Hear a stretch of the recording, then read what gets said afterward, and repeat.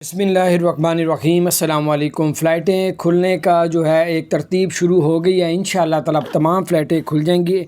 Dubai حکومت نے Emirates air line, اتحاد ایئر لائن کو دبئی سے UK جانے کی جو فلائٹیں وہ کھولنے کا اعلان کر دیا ہے۔ اس کے علاوہ آپ کو بتاتے چلیں کہ دبئی حکومت نے اسپین جانے کا بھی اپنے وہاں پہ جو لوگ رہتے ہیں وہاں سے دبئی سے اسپین بھی جا سکتے ہیں۔ اور ٹرکش ایئر لائن نے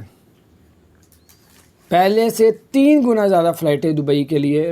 چلانے کا اعلان کر دیا ہے۔ قطر ایئر لائن نے 1 جولائی سے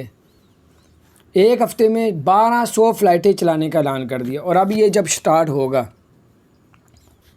یعنی کہ سٹارٹ تو ہو گیا، اب ایمریٹس ایئر لائن،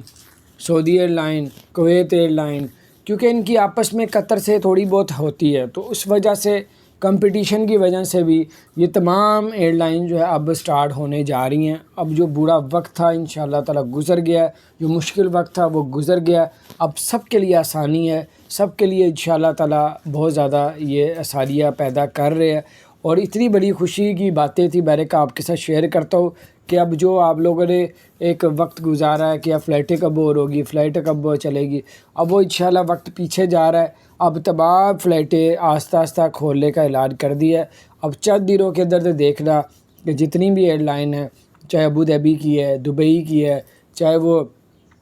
پاکستان کی ہیں، اور یہ سب کو ہمت طاقت آ جائے گی، چاہے وہ انڈیا کی ہے، بنگلہ دیش کی ہے، انہوں نے ایک دوسرے کو دیکھ کے اب اپنی فلائٹیں چلا دے رہی ہے، کیونکہ